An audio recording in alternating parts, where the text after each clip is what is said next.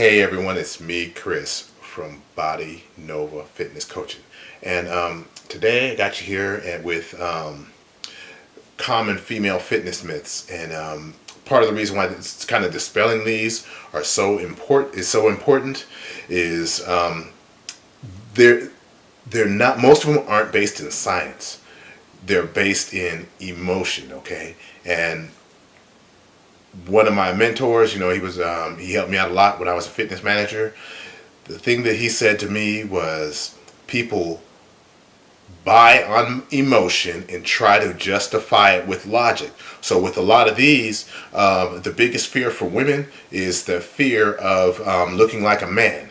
So that's where most of these come from. Is they have the fear that you can get so big that you can't, that you're going to look like a man and you'll no longer, maintain feminine or whatever, maintain your femininity. So with that, we'll go with the first one. Now, I combined a few of these because some of it comes from the same type of reasoning, which is lifting weights make you bulky, lightweight for toning, and sweating isn't feminine, which that one's slightly different. But what it is with these is lifting weights make you bulky. It's from someone who has worked with people who have gained a lot of muscle, someone who has gained muscle. The science, that is not something where you just start lifting and then all of a sudden you turn into the Incredible Hulk, and there's reasons for that. One of the reasons is women, the muscle, the cross section fibers of the muscle. So if I cut my muscle open this way and you look at it, that's a cross section. Okay, so what they find, one of the differences between women and men with the muscle is they have fewer muscle fibers per the cross section area. Okay, you can get them bigger, but you don't have the ability to get as big or big like a man without using drugs. Some pharmaceutical help. All right, so with that being said, that's one of the reasons why it'll never happen. And on top of that, even to gain appreciable amounts of muscle, it's going to take a lot of time. So it's kind of like a train. The difference between the express train and the train that goes that makes every stop. Okay, with the express train, you're thinking that you can just lift weights and become a pro bodybuilder. Okay, even though most guys that lift weights don't even look like that, and a lot of them are trying. So women with less ability than the male is going to get more muscular than the average male without trying. Okay, overnight. So that's kind of the logic. That's kind of the logic there with the science. With the science in there, but where a lot of the celebrity trainers who really don't know anything, they would try to play on your fears. I knew there was one lady, she would say that if you lifted more than 3 pounds, you would look like a man. So that's the emotion. So they're plugging into your emotions. Okay, look like a man. All right. Well, most women have a purse heavier than 3 pounds. I think the average is what, 6.25 pounds. And that might be a little dated nowadays. But even so, you can see how these fears, and they're playing off of your fears. Because if you don't lift weights and challenge yourself, it's going to hurt your ability to reach your goals, because you're going to have to work hard. You're going to have to force your body to change. Working harder, maybe lifting heavier than 3 pounds will burn more calories, of course, because you have to expend more energy and use more muscle to lift that weight. So that's kind of where that gets into there. Toning. Wait, okay, hold on. I work for me now. I don't work for anybody else? Yeah, okay, that's what I'm saying. Toning is bullshit. Okay, I can say that now. All right, because either you're going to try to lose body fat and get leaner, or you're going to gain muscle, or both. Okay, the toning thing, it's one of those three. Okay, it's not a separate category off to itself. So when you go to achieve these goals that you have looking for, you're going to need to push yourself. So it's not going to be easy. You might sweat But that's another thing. I'm going to get to it later because that was one of the barriers there that women had. That women, why they didn't want to train hard in the gym, where they were averse, they didn't want to resistance train because they were afraid of sweating, and society has said sweating is manly, it's not feminine, so they kind of take those roles, So, but anyway, that one is kind of important. Those are also very important there. So the next one, cardio gets you lean. If you just eat healthy, you'll be okay. Healthy food, you'll be okay, and don't eat after a certain time, which that don't eat after a certain time I've had a lot. So people will tell you not to eat after 9 o'clock or 8 o'clock, 6 o'clock, whatever. Okay. But in some cases, if you're getting done working out at 9 o'clock, that there's where the problem is. And the only reason why those strategies really worked is because you ended up eating less by cutting back the window of time that you have to feed yourself. Okay, so if you just still ate the same amount of calories, you would probably get the same results. But it's not because there's something magical after 9 or something magical after 6 outside of keeping you from the refrigerator and grabbing that ice cream late night, to watch with your favorite TV program. Okay, with the healthy food thing, it's all about calories.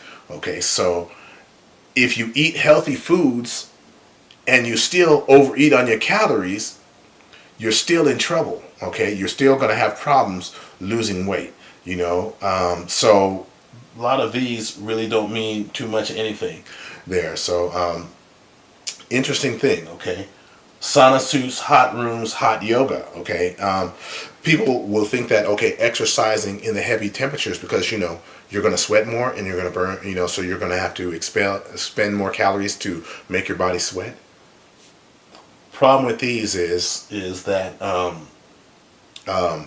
it's 68 calories, maybe 68 calories per hour sitting in the sauna room. So it's not really, the extra effort is not really that much. Okay, the hot yoga, just being hot, it's the same thing. The calorie expenditure, even above doing normal yoga, which really in itself is not for weight loss. It's more of something that will, you will lose weight because you're stressing less. So you'll still need to do other forms of exercise to keep that ball rolling or to get it rolling.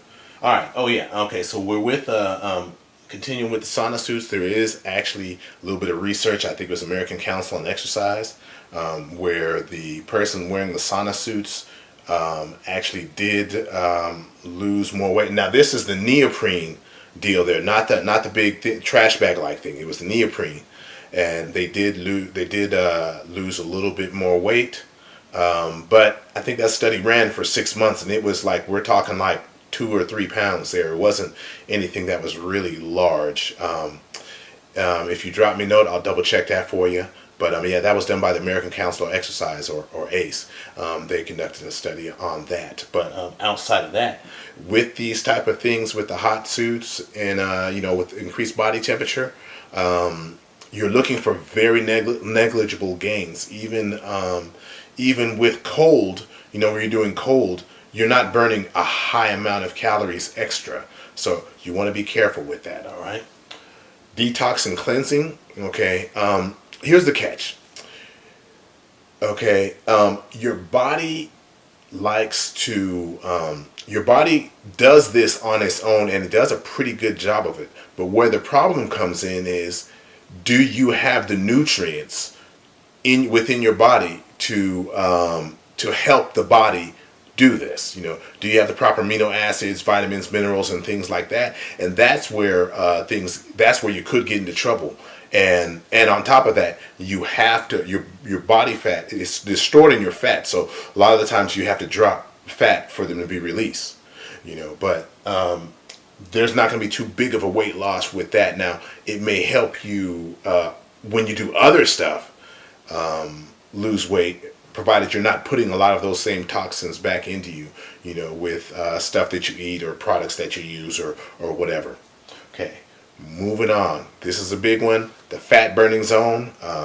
We haven't been able to get around this, but with the fat burning zone, they say if you work out at a certain percentage of your heart rate, you will burn more fat. And there is a little bit of truth to that, but it's really more of a myth. And I'm going to tell you why. All right. In that target heart rate, if you have it individualized, which most people don't, but in that target heart rate, you will burn a higher percentage of calories from fat. Okay, because as exercise intensity climbs, you'll use more carbohydrate for fuel. But here's the thing with that is, or the problem where the problem lies. You will burn more calories. You will burn more calories and more calories from fat. So if you're going for weight loss or fat loss, at the end of the day, calories is king. It's not so much what percentage of fat that you burn, but how many calories you burn to create the deficit, so your body has to break down fat for calories. So that's where everything is kind of messed up with that one, and they're misleading you on that. So the higher intensities give you a biggest return if you're ready for them. All right. Protein doesn't make you fat. People really do believe that, but protein doesn't make you fat. What it actually does, in order to convert protein to fat, a lot more energy is expended than it is to convert carbohydrates to fat, and when compared to turn extra fats into fat. So that's part of the reasons why bodybuilders, when they're trying to cut and they're on low calories, they'll raise the protein, and they'll do that knowing that you will burn more calories to convert or store that, and it won't. It's much more difficult to make you fat. So that's another myth. And again, they're playing on your emotions. All right. And the last, get this a lot. You can work everything off. A lot of the counters and things that you have, especially if they're not tracking them. All right. So with you can work everything off. A lot of those counters and things like that, they're based on something they call indirect calorimetry. So what that means is it's a guess. It might be an educated guess, but it's a guess at the rate of calories that you're burning. Okay, that could differ based on size. Weight, body fat percentage. A lot of things go into that. Exercise intensity. And just basically your basic metabolism, because some people can suppress the rate that their body burns calories at by dieting for too long, or being on too low of a calorie nutrition program.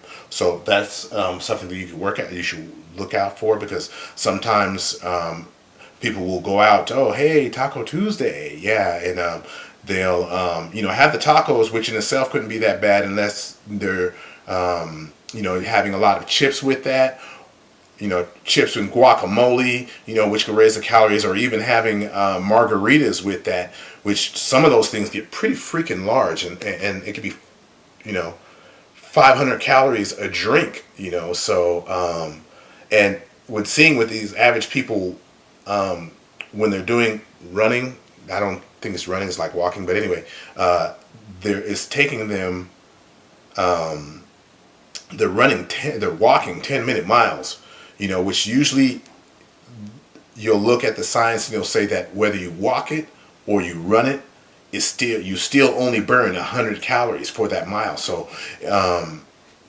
what you're seeing is going to take you a lot longer to burn it off, and even if you're willing to work hard, it's going to take you a lot longer to burn it off than what you think, because they also use what they call direct calorimetry, which they put you in a room and they have you do the activities or whatever, and there's one more that isn't on this list I'm going to add to that, because you get this a lot, that women and men should train differently. Here's the problem with that, okay? The only major difference in the way that men versus women respond to exercise, it's more of women tend to be a little bit more aerobically, so they'll tend to try to stay closer to that aerobic end because it's easier for them. We kind of like things that are easy for us. That's human nature. almost. So they tend to do things that are a little easier for them, so they stick to that aerobic end. And even when they're doing supposed to be doing hit or hard heavy work, they tend to stay closer to that aerobic end because they recover faster than men in that way. But here's the kickback, the catch. You still, when you need to build muscle, body still responds the same way. Maybe not to the same degree, but same rep ranges will cause muscle growth. Same strategies. Whether that's you getting a calorie deficit. Performing extended sets to create more fat burning hormones. Things like that. They still respond the same way. You're not going to trying to reinvent the wheel, even though you have a preference, is not going to help your cause any. And just because you have a preference doesn't mean that it's good for you. Okay. So how can I say that? The science still applies. You can't defeat the science just because you like something better. So it's kind of two things here. You're either going to fighting to really, really enjoy every single minute of your training, which is fine if that's what you're going for. If you're training for fun and you want to enjoy yourself, that's fine. But understand that you might be sacrificing your ability to reach your goals if fun is the primary motivator or primary aspect of your approach to getting to your goals. Okay, if everything has to be fun first, if fun is the high priority, you're going to sacrifice in results. So you really want a balance. You need to balance that out so that you can get what you want.